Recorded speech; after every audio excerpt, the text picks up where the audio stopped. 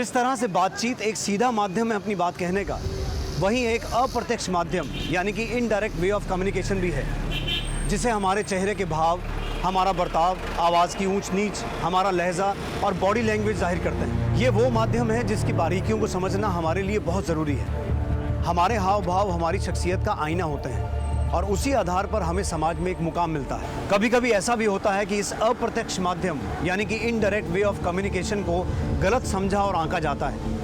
कही गई सीधी बात और इशारे का लोग गलत मतलब निकाल लेते हैं और यही बात कई बार बहुत हानिकारक भी साबित होती है।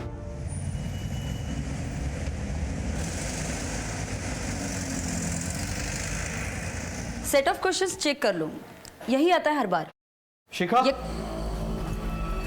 हाँ मेरी फाइल कहाँ रख दी है? मुझे ऑफिस के लिए लेट हो रहा है। अरे वही ड्रॉअर में रखी है, कल तुम बेड पर रखकर ही सो गए थे। ओह,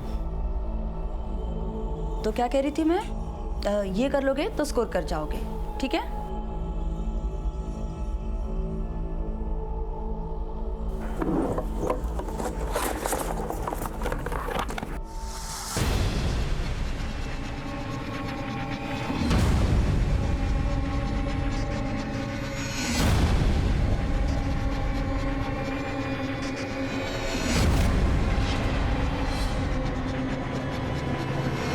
मिली फाइल? अब हाँ,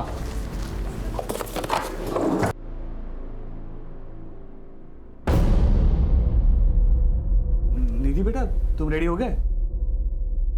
चलो चलो चलो चलो।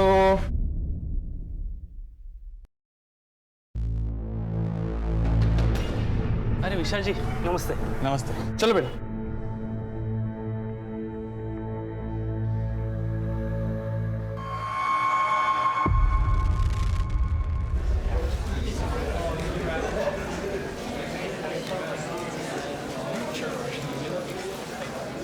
हाय रोहन। हाय निधि, साथ में क्लास चले? ओके। क्यों झगड़ा किया तुमने? बोल क्यों नहीं रहे हो? बोल रोहन, क्या हुआ था? इसने तुझे क्यों मारा था? आप ही के बेटे ने कुछ किया होगा। नहीं, हमारी बेटी ऐसा कर ही नहीं सकती। ऐसे स्कूल में पढ़ाए हम अपनी बच्ची को। रिलैक्स, क्या बातें कर रहे हैं आप? चुप करिए आप। आपकी बेटी जैसी लड़कियां ही पूरे स्कूल का नाम खराब करती हैं। आपकी बेटी जैसी मतलब? नहीं मतलब हम कुछ बोल नहीं रहे, इसका मतलब ये नहीं कि आप कुछ भी बोलोगे। यही सिखा रहे हो अपनी बेटी को जो ऐसे स्कूल में मारपीट करती है? हाँ सिखा रहा हूँ, क्या कर लोगे तुम? अरे अरे कैसी बातें कर रहे हैं आप लोग, शांत रहिए जरा। बोल करेगी फिर ऐसा तू? अरे जाने दीजिए ना, बच्ची है, हो गई गलती, धीरे धीरे आ जाएगी उसे भी समझ। ये सब तुम्हारा ही किया धरा है जो इतना बिगड़ गई है। अभी 10 साल की है तो ये हाल है, बड़ी हो जाएगी तो पता नहीं कहाँ मुंह काला करवा देगी, तब पछताती रहना तुम।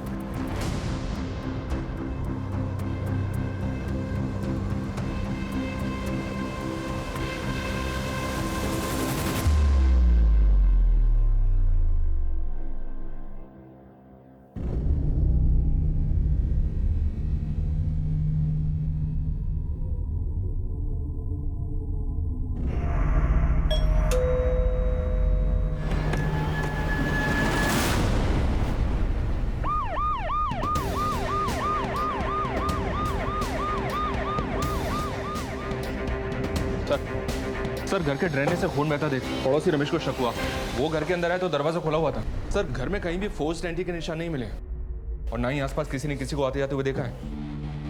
विक्टिम शिखा का मर्डर यही हॉल में किया गया। शिखा की 10 साल की बेटी निधि, प्रोबेबली उसने अपनी माँ का मर्डर होते हुए देख लिया था, इसलिए वो बाथरूम में जाकर छुप गई होगी।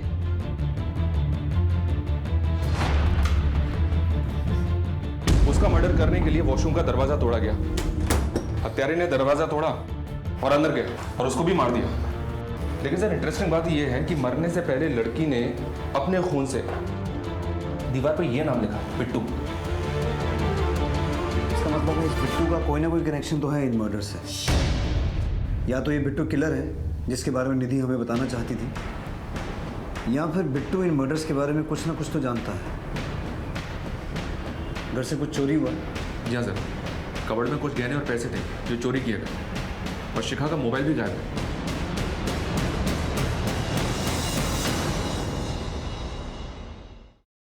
सर बिट्टू के बारे में विशाल ही बता सकता है। और उसका हाल आप देख ही रहे। ऐसा कौन हो सकता है जिसे शिखा पहचानती हो, जो घर में आता जाता हो, जिसे आप भी जानते हो? सर शिखा यहीं अगले कमरे में बच्चों को ट्यूशन देती थी, वही बच्चे आते थे घर में, और बस इससे ज़्यादा कोई और नहीं आता था जिसके बारे में आपको कुछ बता सकूं। मनीष सर, इस एरिया में जितने भी बिट्टू नाम के लोग हैं सबको राउंड अप करो और ये पता लगाओ कि इनकी फैमिली में बिट्टू नाम का कोई आदमी है क्या। और जो बच्चे यहाँ पढ़ने आते हैं उनकी भी डिटेल्स चेक करो, कहीं उनमें से कोई बिट्टू तो नहीं। जी सर। मनीष, ये जो लड़की है निधि, इसके स्कूल में भी पता करो वहाँ कोई बिट्टू नाम का लड़का है क्या। शिखा का मोबाइल ट्रैकिंग पे डलवाओ और ज्वेलरी के लिए अलर्ट भेजो। जी सर।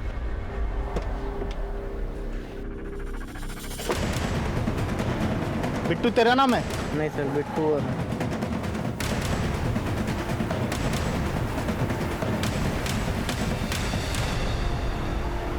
ये क्या है सर? बिट्टू समझ के किसी को भी उठा लोगे? ऐसा कहीं होता है क्या? देखो अभी हम सिर्फ इंक्वायरी करें, एक बार तहकीकात पूरी हो जाएगी ना, उसके बाद तुम सबको छोड़ दिया जाएगा। समझ में आया? जब आपकी बीवी का मर्डर हुआ था उस वक्त आप कहाँ थे? मैं तो ऑफिस में ही था। देखिए विशाल जी, हमें आपके घर में किसी भी फोर्स एंट्री के निशान नहीं मिले हैं। अब ये जो भी आदमी था बिट्टू, उसे या तो आपकी बेटी जानती थी या आपकी बीवी शिखा, जिन्होंने उसे अंदर आने दिया। और आपकी बेटी ने भी अपने खून से बिट्टू लिखा था वॉशरूम में। ये बिट्टू है कौन? सर अगर मुझे पता होता ना तो अभी तक वो जिंदा नहीं होता। याद करने की कोशिश कीजिए, कभी आपके घर में आपकी बेटी ने या आपकी बीवी ने बिट्टू नाम के किसी आदमी का जिक्र किया हो? नहीं सर, मुझे याद नहीं है। आपकी आखिरी बार कब बात हुई थी अपनी बीवी से? सर उसी दिन दोपहर को। अरे निधि की छुट्टी 2 बजे तक हो जाती है, आ जाएगी थोड़ी देर में।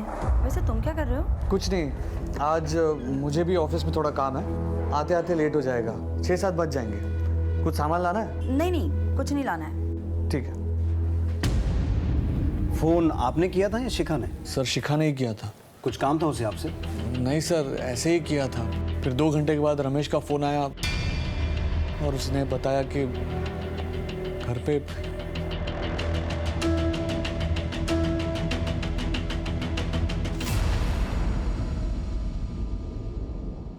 ठीक है संतोष, मैं कुछ देर में तुमसे बात करता हूँ।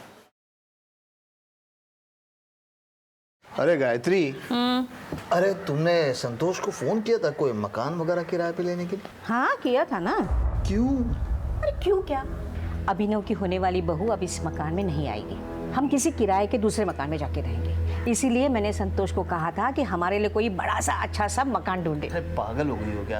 अपना खुद का इतना अच्छा मकान छोड़कर हम लोग किराए के मकान में रहेंगे? देखिए, पंडित जी ने कहा है कि अभिनव की होने वाली बहू के लिए ये मकान का वास्तु अशुभ है। अरे कौन से पंडित ने कहा है? आप कुछ भी कहिए, पर इस घर में अब हमारी होने वाली बहू नहीं आएगी, मतलब नहीं आएगी, समझे?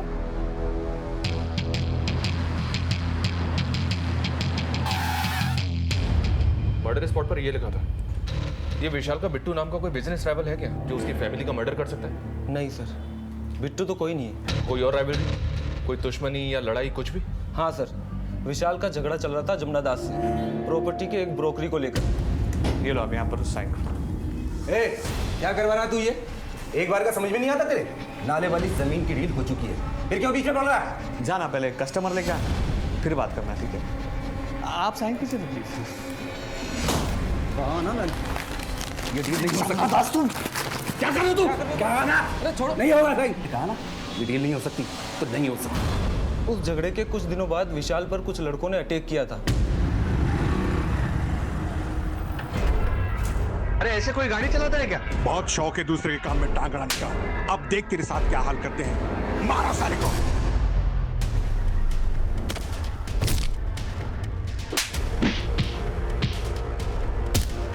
ए, छोड़ो उसे, पुलिस को बुलाओ कोई। ए,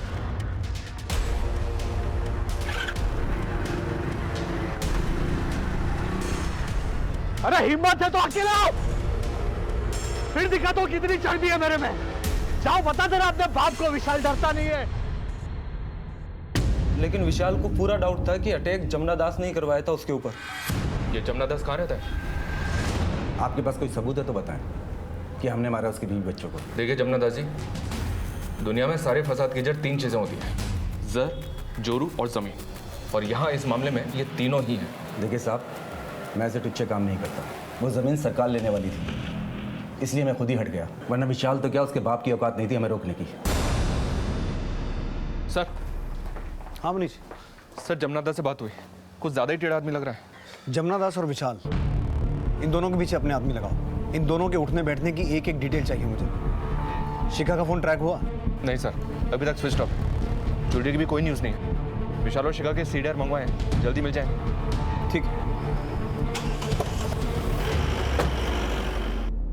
हर केस की एक कहानी होती है, लेकिन इस केस में 2 हत्याएं हो चुकी थी, पर कहानी अभी तक साफ नहीं हुई थी। एक आम सी जिंदगी में दिन दहाड़े घर में घुसकर हत्या और लूट का मामला तूल पकड़ रहा था। पुलिस पर हमेशा इस बात का दबाव रहता है कि वो हर एक केस को जल्द से जल्द निपटाएं। ये मामला काफी पेचीदा था और इनिशियल इन्वेस्टिगेशन में हमारे हाथ कुछ भी नहीं लगा था, इसलिए हम एक एक लीड को टटोलते हुए आगे बढ़ रहे थे।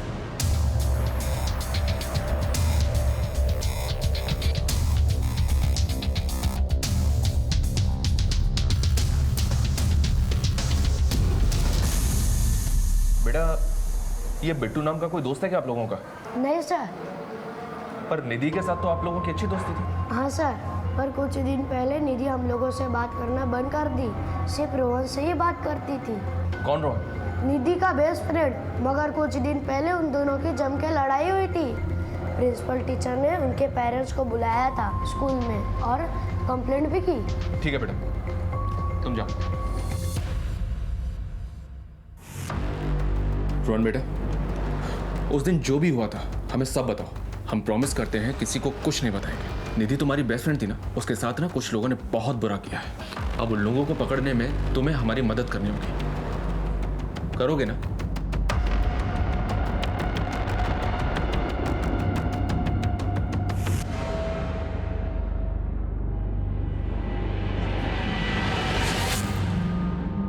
देखो, अब यहाँ पे मेरे और तुम्हारे अलावा और कोई नहीं है, हाँ?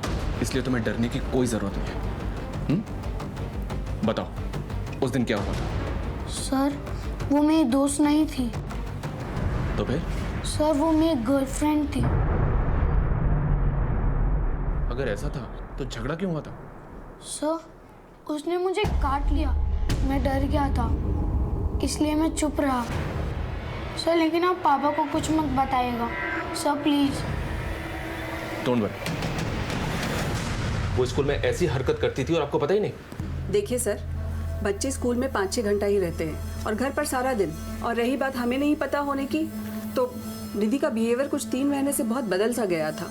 ना तो वो अपने टीचर से बात करती थी, ना अपने दोस्तों से। तो हमें कैसे पता चलता कि उसके मन में क्या चल रहा है? फिर भी आप हमारे हिंदी टीचर उदित जी से बात कर सकते हैं। वही उसके क्लास टीचर हैं और उसे एक्स्ट्रा ट्यूशन भी देते हैं। सर, उसके बिहेवियर में चेंज तो आया था, बट वो ऐसा करेगी मुझे भी आइडिया नहीं था। मरने से पहले निधि ने ये लिखा था। हमें डाउट है कि इन मर्डर्स में बिट्टू का हाथ हो सकता है, और ये भी पॉसिबल है कि ये बिट्टू ही निधि को हैरेस कर रहा था और निधि ने ये सब उसी से सीखा। सर, मैं किसी बिट्टू को तो नहीं जानता, पर मुझे पूरा यकीन है कि ये निधि ने नहीं लिखा है। निधि ने नहीं लिखा मतलब? निधि सारे सब्जेक्ट्स में बहुत अच्छी थी, बस उसको हिंदी में प्रॉब्लम थी। बड़ी ई और छोटी ई की मात्रा तक में कंफ्यूज रहती थी, और ये बिट्टू लिखना इतना कठिन है, इतनी मात्राएं हैं इसमें, निधि हिंदी में तो लिख ही नहीं सकती। अगर उसे लिखना भी होता तो वो इंग्लिश में लिखती। Are you sure? बिल्कुल सर, आप चाहे तो उसकी हिंदी की नोटबुक देखिए, आपको खुद अंदाज़ा लग जाएगा कि उसकी हिंदी कैसी थी।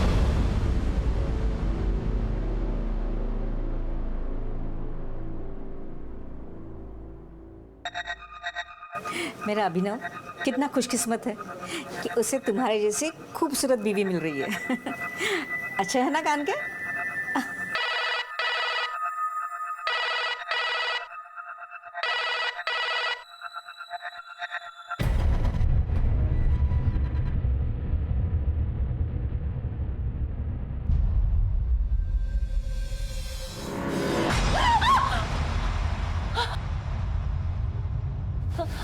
आप इस वक्त यहाँ क्या कर रहे हैं? क्या हुआ बहू?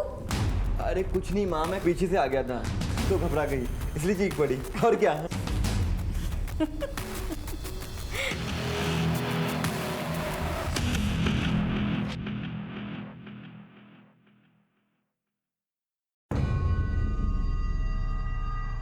सर,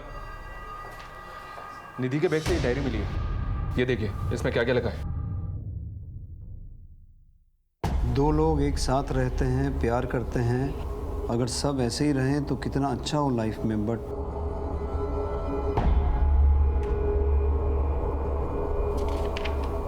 जिससे प्यार करना है उससे लड़ाई, और जिससे बात भी नहीं करनी उससे प्यार। Sometimes I feel there should be someone with whom I can share my pain. कुछ भी तो अच्छा नहीं है एक रोहन को छोड़ के। He understands me well, at least I have someone to talk now. आज रोहन ने भी मुझसे झगड़ा किया, अब मैं उससे कभी बात नहीं करूँगी, वो भी सबके जैसा ही है। आपकी बेटी इतने मेंटल प्रेशर में थी और उससे कोई बात करने वाला भी नहीं था। आप बता सकते हैं कि आप मियाँ बीवी के बीच झगड़ा किस बात पे होता था? सर मैं सच कह रहा हूँ, हमारे बीच में कोई लड़ाई झगड़ा नहीं होता था। निधि ने कुछ और ही बात लिखी है। अगर पता होता सर तो हम उससे बात करते।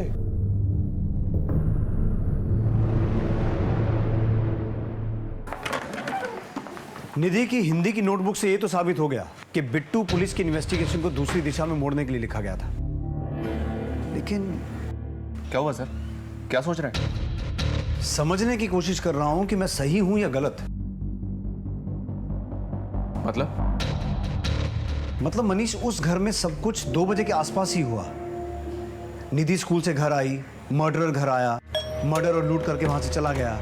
शिखा ने विशाल को फोन भी लगभग 2 बजे के आसपास ही किया, वो भी बिना किसी कारण के। कहीं ऐसा तो नहीं कि शिखा जानती थी कि बिट्टू घर आने वाला है और वो ये नहीं चाहती थी कि विशाल और बिट्टू आपस में मिलें, इसलिए उसने विशाल को फोन किया कि वो घर कब आने वाला है। और ये विशाल भी अपने परिवार के बारे में बहुत कुछ छुपा रहा है। मुझे लगता है विशाल और शिखा के रिलेशन में कुछ तो एबनॉर्मल है, जिसके बारे में निधि जानती थी और निधि उस बात को लेकर परेशान भी थी। सोचने वाली बात यह भी है सर कि अभी तक की इन्वेस्टिगेशन में हमने जितने भी लोगों से बात की है, किसी ने भी इस बिट्टू नाम के आदमी को नहीं पहचाना। सर कहीं ऐसा तो नहीं कि कातिल ने खुद ये बिट्टू नाम लिख दिया पुलिस को गुमराह करने के लिए, ताकि हम उसे ढूंढते रहें और वो खुद सेफ हो जाए? हो सकता है मनीष, और हो ये भी सकता है कि कातिल ने हमें चुनौती दी हो उसे पकड़ने की, या फिर ये बिट्टू नाम का आदमी सच में एग्जिस्ट करता है, जिसका नाम कातिल ने जानबूझ के वहां लिखा ताकि वो फंस जाए। मनीष, इस परिवार के बारे में और गहराई में पता करो, शायद बिट्टू नाम के किसी आदमी का कुछ सुराग मिले। सर वैसे तो घर में छोटे मोटे झगड़े होते रहते थे, पर कोई 1 महीना पहले विशाल का शिखा से बहुत झगड़ा हुआ था किसी आदमी को लेकर। चल निकल निकल। छोड़िए ना, जाने दीजिए ना। चल निकल।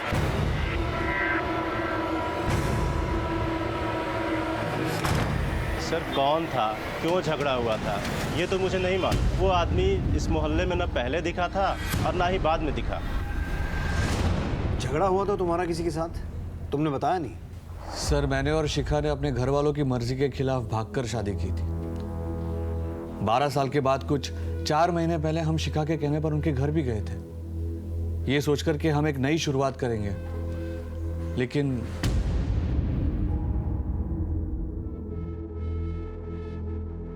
पुरानी सारी बातें भूल जाइए ना पापा। अब तो आपके नातिन भी आपसे मिलने की जिद करती है। पूछो नाना की। जब बेटी ही मर गई तो नवासी कैसी? तुम लोगों ने यहाँ आने की हिम्मत कैसे की? चले जाओ यहाँ से और दोबारा यहाँ कदम रखने की कोशिश भी मत करना। पापा प्लीज, निधि नाम रखा है इसका, कम से कम इसके लिए। शिखा, ये सब क्या ड्रामा है? निकलो यहाँ से, विशाल लेकर जाओ इसे, अगर नहीं गए तो देख लेना। देख लेना मतलब? नहीं माना कि हम दूसरी जाति के, लेकिन हमारे संस्कार तुमसे बहुत ज्यादा बेहतर है। अरे आनंद, तुझे तो एहसान मानना चाहिए कि मैंने ऐसे घटिया संस्कार वाले परिवार के साथ रिश्ता जोड़ा है। निकल निकल यहाँ से, और दोबारा मत आना यहाँ पर। निकलो यहाँ से। शिखा!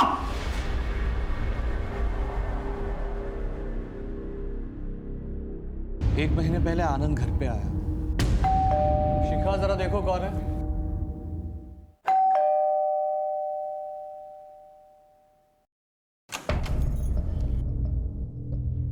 भैया आप आइए ना।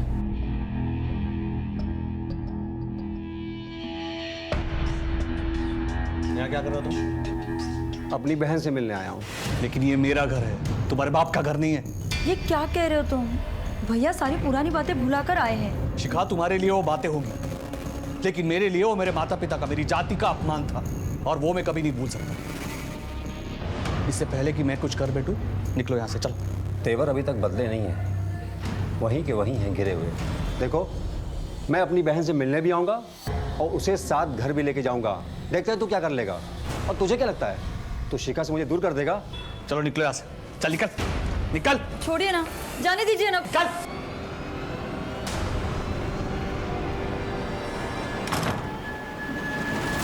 शिखा के कहने पर ऑलरेडी बेइज्जती सहन की थी, अब और नहीं सहना था। इसीलिए उसे देखकर गुस्सा आ गया और फिर झगड़ा हो गया। लेकिन इतना कुछ हो गया, फिर भी ये बात तुमने हमें बताई नहीं। बाथरूम में बिट्टू पड़ने के बाद उनकी तरफ कभी ध्यान ही नहीं गया। गुस्से में हो गई थी मारपीट। हम तो बाबूजी को मिलवाना चाहते थे, लेकिन शिखा से मिलने के बाद बाबूजी को गुस्सा आ गया। वो जैसी भी थी मेरी बहन थी सर। ये झूठ बोल रहा है सर। इसके पिता मनोहर शर्मा की सारी प्रॉपर्टी इसके नाम पर है। ये देख, सबूत है हमारे पास। शिखा अगर घर वापस लौटती तो आधी प्रॉपर्टी इसके नाम हो जाती ना। सर, हम भाई बहन के बीच प्रॉपर्टी का मसला कभी नहीं था। सर, ये दूसरी जात वाले विशाल की चाल है। सर, 12 साल का बदला ले रहा है मुझसे। सर, मैंने ऐसा कुछ नहीं किया है। 12 नवंबर को जिस वक्त शिखा का मर्डर हुआ था, तू कहाँ था? सर, घर पे।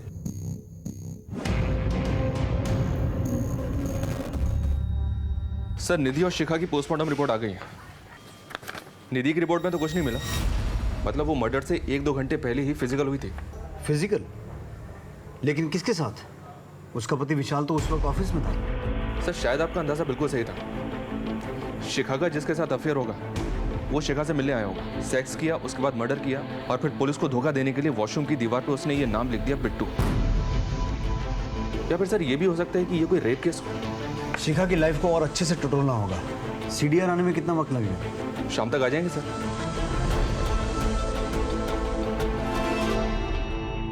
शांति, देखो कितनी अच्छी ड्रेस है ना। हाँ माँ जी। और ये देख, मैंने अपने होने वाली बहू के लिए क्या लिया है। ये झुमकी कितनी सुंदर है माँ जी। है ना? पहली बार जब अपने घर पे आएगी ना वो, तब मैं उसे पहनाऊंगी। कितना प्यारा है ना। जी बाबूजी। जरा पानी लेके आना पीने। जी। बहुत प्यारे हैं। गायत्री, दिमाग खराब हो गया तुम्हारा? अरे शादी का घर है, घर में पैसे हैं, गहने हैं, और तुम ये दुकान से जाकर बैठी हो नौकरों के सामने। आप है ना, रेखा का टेंशन लेते, आपसे तो बात करना ही बेकार है।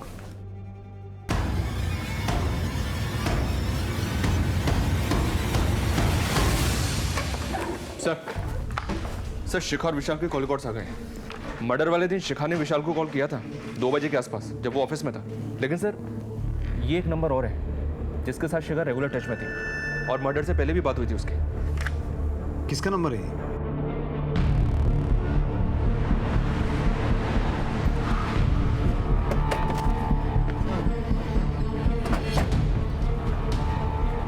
अश्विन, शिखा के साथ बहुत बातें होती थी तेरी। हाँ सर, विशाल भाई का अकाउंट चलता है मेरी दुकान में, इसलिए सामान के सिलसिले में बात होती है। क्या हुआ? ठीक है, थाने चल, हमें भी तुझसे कुछ बात करनी है। सर क्यों? सर क्या हुआ? बोल बोल। बहुत डीट बंदा है सर, इतना तोड़ो लेकिन अपना मुंह खोलने के लिए तैयार नहीं। अरे तो इतनी मेहनत करने की जरूरत क्या है? ये लो, ब्लड सैंपल लो और डीएनए मैचिंग के लिए भेज दो। अगर ये उस दिन फिजिकल नहीं हुआ था तो पता चल जाएगा, और अगर ये झूठ बोल रहा है तो फिर अपनी हालत का जिम्मेदार खुद होगा।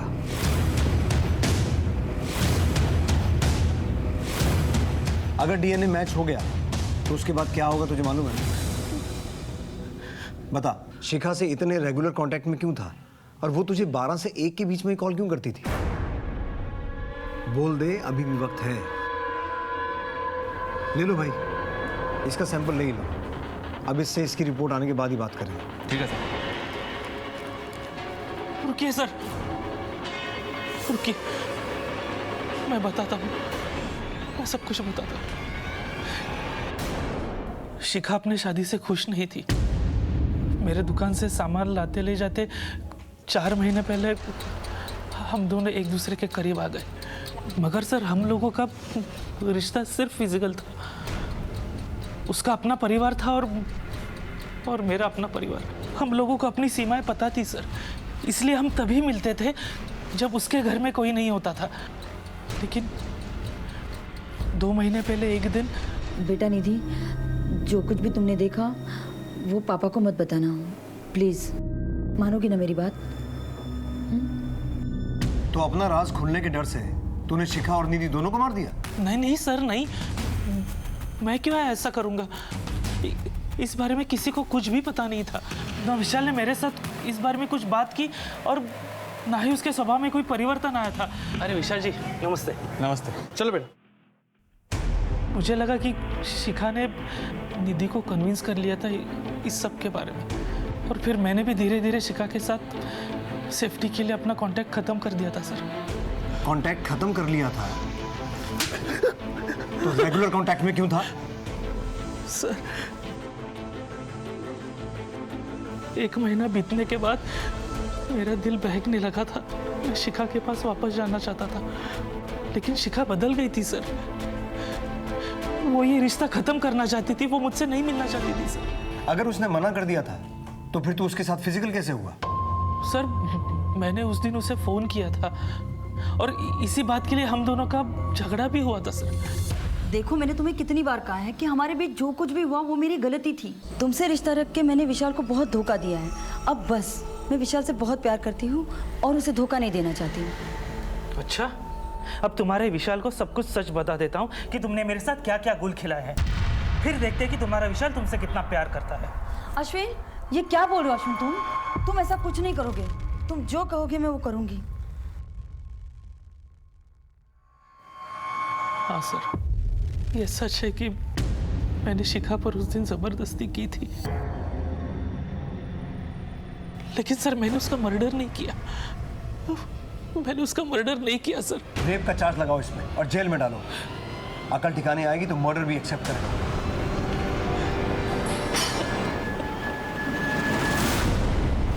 सर अश्विन की दुकान के सीसीटीवी फुटेज में शिखा के मर्डर के वक्त तकरीबन 2:30 बजे अश्विन अपनी दुकान में ही मौजूद था। लेकिन सर इस विशाल के बारे में एक इंटरेस्टिंग बात पता चली है। क्या? ये देखिए सर, तकरीबन 3 महीने पहले पूरी फैमिली का 50 लाख रुपए का जॉइंट बीमा निकलवाया गया, और अब शिखा और निधि की मौत के बाद ये विशाल ही इस पॉलिसी का सोल बेनिफिशियरी है। मतलब विशाल के लिए फायदे का सौदा रहा ये डबल मर्डर। मनीष, कहीं ऐसा तो नहीं है कि विशाल को शिखा और अश्विन के अफेयर के बारे में पता चल चुका था, इसलिए पहले उसने इंश्योरेंस करवाया और फिर शिखा और निधि को मारकर अब पैसा निकालना चाहता हो? मनीष, एक काम करो, विशाल के माँ बाप के घर जाओ और पता करो कि आखिर माजरा क्या है। शिखा के घर वाले तो नाराज थे इसलिए वो सामने नहीं आए, लेकिन इसके घर से अभी तक कोई क्यों नहीं आया? जी सर।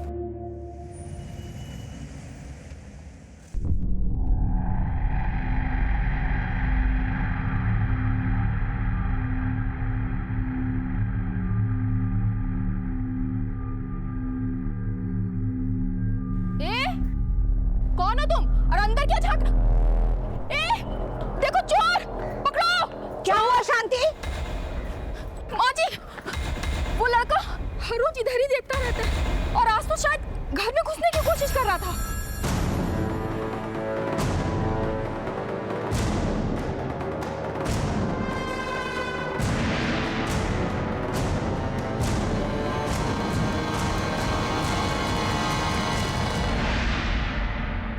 जी अनीता जी, बताइए क्या संबंध है आपके विशाल से?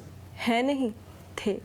शादी होने वाली थी हमारी विशाल के साथ, लेकिन एन मौके पे वो मेरी दोस्त शिखा के साथ भाग गया। डोली नहीं उठी हमारी मंडप से और इतनी बेइज्जती हुई कि आज तक शादी नहीं हुई हमारी। मेरी अपनी दोस्त ने मेरी जिंदगी खराब कर दी। विशाल ने आपको इतना बड़ा धोखा दिया, लेकिन आप फिर भी उससे बातें करती थी फोन पे, वो भी रेगुलर। ये आप ही का नंबर है ना? सर मेरी वजह से अनीता की शादी नहीं हो रही थी। एक दिन वो मुझे रास्ते में मिल गई थी।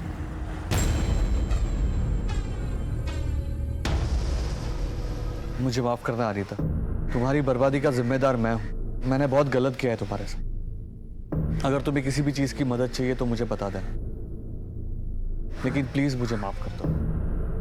हमदर्दी थी सर अनीता से, और कुछ नहीं।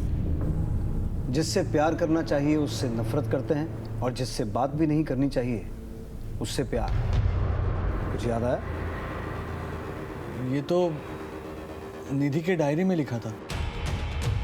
लेकिन आप ये मुझे क्यों बता रहे हो? इसलिए विशाल कि निधि ने ये बात शिखा को लेकर लिखी थी। शिखा तुम्हारे साथ शादी में खुश नहीं थी, इसलिए उसके संबंध अश्विन के साथ हो गए थे। सर बकवास कर रहे हो आप, नाम खराब कर रहे हो आप शिखा का। मैं कोई बकवास नहीं कर रहा हूँ विशाल। अश्विन ने ये बात खुद कबूली है और उसने हमें ये भी बताया है कि निधि ने उसको एक बार शिखा के साथ देख लिया था। इसकी वजह से ही निधि अपने दोस्त रोहन के साथ वो हरकतें कर रही थी। क्या? और ये भी कि निधि की लाइफ में स्ट्रेस तुम्हारे और शिखा के रिलेशन की वजह से है। और एक बात, जिस दिन शिखा की मौत हुई थी उस दिन भी शिखा ने अश्विन के साथ रिलेशन बनाए थे। इतना चौंकने वाली बात नहीं है विशाल। एक अच्छी खबर तुम्हारे लिए भी है। यह है वो इंश्योरेंस पॉलिसी जिसके हिसाब से शिखा और निधि की मौत के बाद तुम्हें 50 लाख रुपए मिलने वाले हैं। ये पॉलिसी तुम्ही ने करवाई थी ना 3 महीने पहले। आप कहना क्या चाहते हो? तुम शिखा के अफेयर के बारे में जानते थे। अब शिखा भी रास्ते से हट गई, पैसा भी मिल गया और बैक एंड पे तो वो अनीता थी ही। सर बात को घुमाने से कुछ हासिल नहीं होगा। सिर्फ कॉल रिकॉर्ड से और इंश्योरेंस की पॉलिसी से आप मुझे कातिल साबित नहीं कर सकते। सही कह रहे हो। तो एक काम करते हैं, तो जब तक हम ये साबित नहीं कर पाते कि तुम कातिल हो, हमारे मेहमान बन के रहो। मनीष अंदर डालो इसे, कुछ दिन अंदर रहेगा, खुद ब खुद बकेगा। भनक तक नहीं लगने दी अनीता के बारे में, पर दोनों के स्टेटमेंट मैच कर रहे हैं कि उन दोनों के बीच वैसा कोई रिश्ता नहीं था। हो सकता है सर ये बात सच हो। अश्विन का भी तो ये कहना है कि विशाल को पता ही नहीं था शिखा के अफेयर के बारे में, और निधि की डायरी में भी इस बात का कोई जिक्र नहीं है। In a way you are right Manish, लेकिन ये केस बहुत नाजुक है।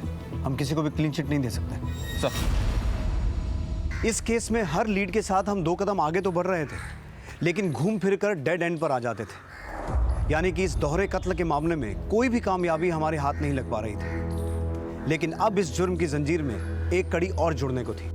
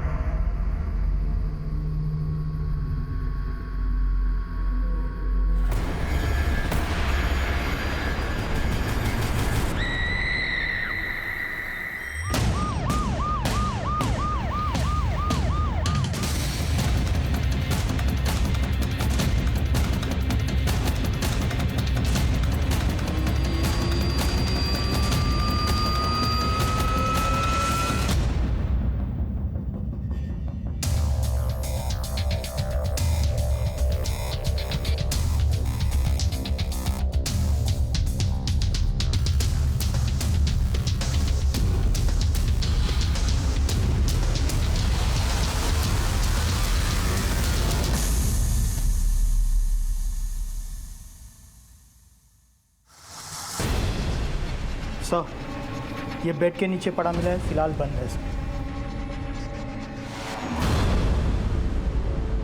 सर। गायत्री जी के बेड के नीचे से मोबाइल मिला है, फिलहाल बंद है। सर लगता है गायत्री जी को स्ट्रैंगुलेट करके मारा गया है। ये भी पता चला है कि घर में कुछ ही दिनों में शादी होने वाली थी।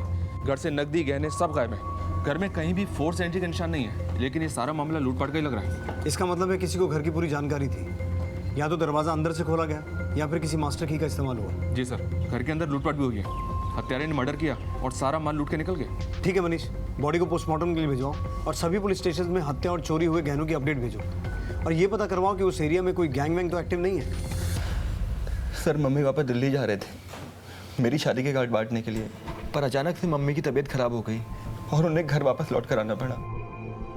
फिर मैं पापा के साथ दिल्ली गया। हम लोग वहीं थे जब हमें ये खबर मिली। आपको किसी पे शक है? घर में आने जाने वाला कोई आदमी या फिर पिछले कुछ दिनों में कुछ अजीब हुआ हो? हाँ सर, हमारी कामवाली ने कुछ दिनों पहले एक आदमी को घर के बाहर देखा था। ये फोन हमें आपके घर के बेड के नीचे से मिला है। नहीं सर, हम दोनों में से तो किसी का नहीं है, और गायत्री तो फोन रखती ही नहीं थी। मनीष, इसे साइबर टेक्नीशियन के पास भिजवाओ, ऑन करवाओ। हो सकता है मर्डर से छूट गया हो। और इनकी बाई ने जिस आदमी को घर के बाहर देखा था उसका स्केच बनवाओ। सर इस केस के सिरे टटोलते हुए हम दूसरे केस में उलझ गए। इंसानी फितरत की कई कहानियां सामने आ रही थी। कोई भी जुर्म बिना दस्तक के नहीं होता। यहां भी जुर्म ने दस्तक दी थी। अभिनव के घर की मेड शांति ने घर के आसपास किसी अनजान आदमी को देखा था और वहां विशाल के घर में इतना कुछ हो रहा था, लेकिन उसने कोई भी दस्तक नहीं सुनी। हमें इस बात पर यकीन नहीं हो रहा था, लेकिन अब इस केस पर रोशनी पड़ने को थी। ये शिखा का मोबाइल फोन है जो अभिनव की मां के घर से मिला है। शॉकिंग बात यह है सर कि इसमें अभिनव और शिखा के इंटीमेट वीडियोस और फोटोज हैं। देखिए, और सर उससे भी बड़ी शॉकिंग बात यह है कि अभिनव का घर का नाम बिट्टू है। क्यों बिट्टू? जी सर, मैं सब कुछ बताता हूँ आपको।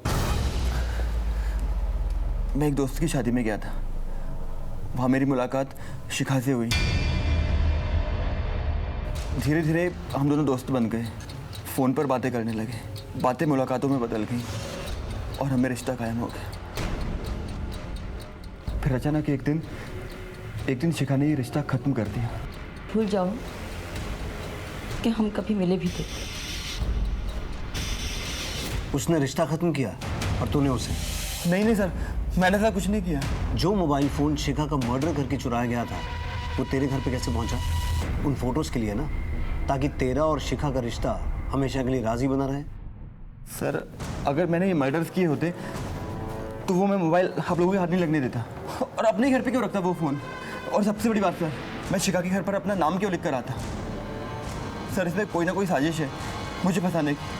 मैं सच कह रहा हूँ। इस अभिनव के दुश्मनों को खंगालो, उससे जुड़े एक एक आदमी की पूरी हिस्ट्री खोद के निकालो, पता लगाओ कौन है जो उसे फंसाना चाहता है, और उस आदमी को ट्रैक करो जिसे शांति ने उस दिन घर के बाहर देखा। इन सब में तो एक ही आदमी का फायदा दिख रहा है सर। सर हटाइए इसे, प्लीज प्लीज हटाइए इसे। सर थक गया हूँ मैं। हम सब साथ रहते हुए भी मैं कितना दूर था शिखा से, अपनी बच्ची से। उनकी जिंदगी में इतना कुछ चल रहा था और मुझे उस चीज का अंदाजा तक नहीं था।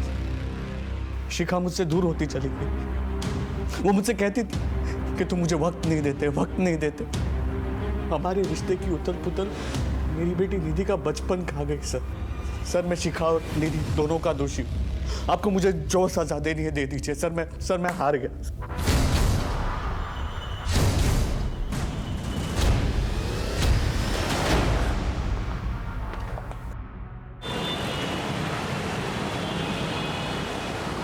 सर, गायत्री की मौत की असली वजह स्ट्रैंगुलेशन नहीं, बल्कि डाइल्यूटेड वर्जन ऑफ साइनाइड है। मौत के बाद गला घोटा गया है। Diluted version of cyanide? ये तो पेस्टिसाइड मैन्युफैक्चरिंग फैक्ट्रीज में इस्तेमाल होता है और इतनी आसानी से किसी आम आदमी के हाथ नहीं आता। मनीष, इस जिले की जितनी भी पेस्टिसाइड मैन्युफैक्चरिंग कंपनीज है सबसे संपर्क करो, पूरी इंफॉर्मेशन निकालो।